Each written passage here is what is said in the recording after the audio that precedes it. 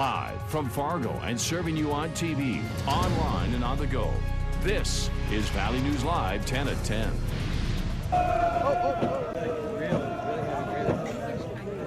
It was a scheduled protest that looked more like a celebration. Standing Rock tribal members gathering outside the state capitol in Bismarck this afternoon after two rulings put the state of the Dakota Access Pipeline in flux.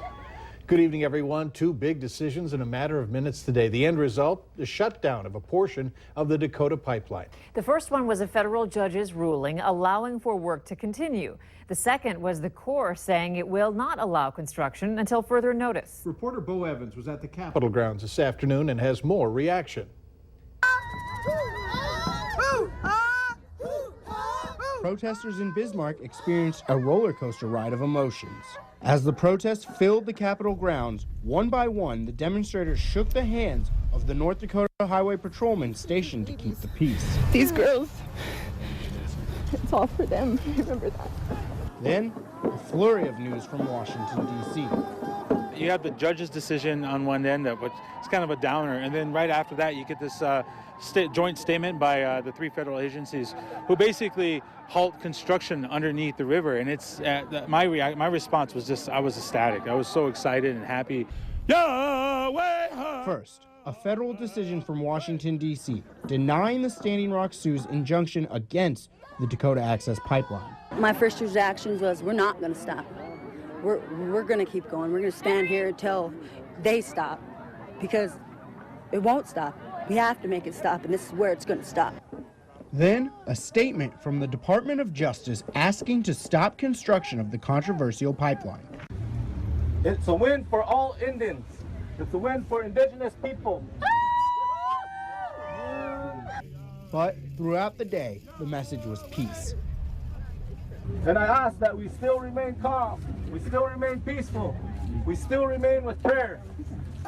Protesters know the effort is not over. This is a momentary victory. It does not kill the pipeline, does not stop the entire pipeline, but at least we're protecting the river for the time being, and so that's something to celebrate. An appeal date for the injunction has been set for September 14th. For NBC North Dakota News, I'm Bo Evans. In reaction to today's developments, Senator John Hoeven indicated that the Corps, the company, and the tribe need to work together. And Senator Heidi Heitkamp said that it was disappointing today's actions brought more questions than answers, with no light at the end of the tunnel. A local woman is sharing her Wells Fargo horror story after hearing that millions of others had phony accounts opened in their names too. Without her consent, the woman says Wells Fargo opened multiple bank accounts that she paid interest on before realizing what was happening.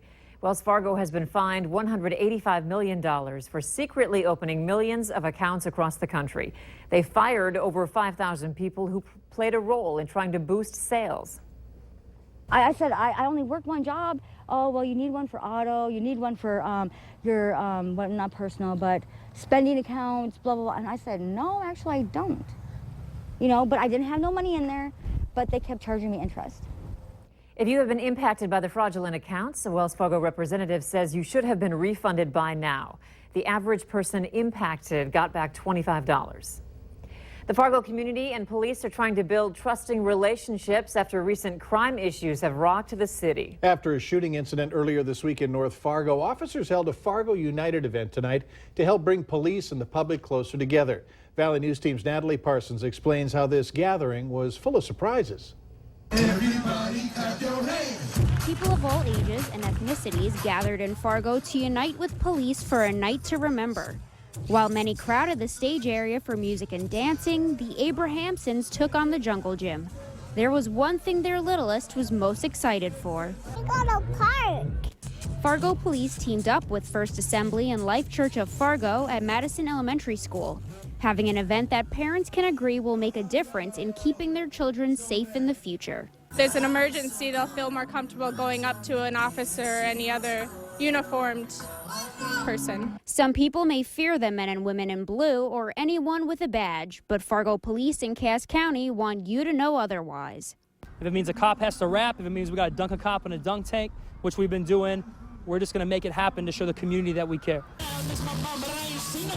One Fargo police officer took his job to build community trust seriously without being too serious and choosing to get the community's attention in a way they won't forget. The police really care about all people all the time, everywhere. DPB and his crew helped get Officer Bloom on stage, supplying the music and emceeing with the hope of serving the masses and helping us realize what exactly we have in front of us. And we got some good cops here, and they really believe in us. They see us, man. They see the potential in us, and that we're going to be okay. Coming together to change for the better, Natalie Parsons, Valley News Live. If you missed Fargo United tonight, you have a second chance to attend this Sunday at McCormick Park. We have more information on our website at valleynewslive.com.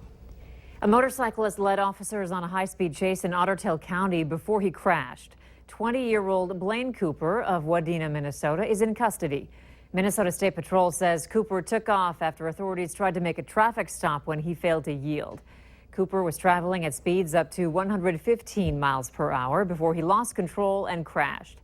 He suffered non-life-threatening injuries and is being held in the Becker County Jail. A UND professor has been arrested on child porn charges. Eric Bazel is an assistant professor at the University of North Dakota's Aviation Department. He was charged in Grand Forks District Court this afternoon. When officers executed search warrants, they seized multiple computers and electronic devices from Bazel's home and office at UND. They found multiple images of child porn on his university-owned computer. Court documents say Bazel told authorities he collected roughly 100 images and videos from a website. Case file descriptions of the images include men having sex with children 1 or 2 years of age. Bazel has been put on administrative leave by UND. Here's a look at this week's Valley's Most Wanted. Ryan Bjerke is wanted for felony theft of property. You can call your local law enforcement if you have any information. Riders hit the trails today, kicking off a journey across North Dakota to raise money for cancer. Cowboy Up Journey for a Cure is a 16-day trail ride that covers 373 miles to the Montana border. The first stop was Castleton. Now, riders can join at any time along the way. Organizers say the ride raises money for cancer and also helps them realize a dream. There's so much need for it, and this is our little contribution. For all those that have had cancer, for their loved ones that help them through it, and those that have died, this journey is for them. All the donations benefit the Roger Maris Cancer Center in Fargo. If you'd still like to donate, we've posted a link on our website, valleynewslive.com. Go there and click on this story. MSUM enrollment is up based on 10th day numbers. Preliminary figures show, enrollment for new graduate students is up 31.7%. Freshman enrollment is up 21.8%. And the figure for new international students is up 10.9%. Overall, the total head count for undergraduate and graduate students is up 1.5%. while new transfer students is down 1.6%.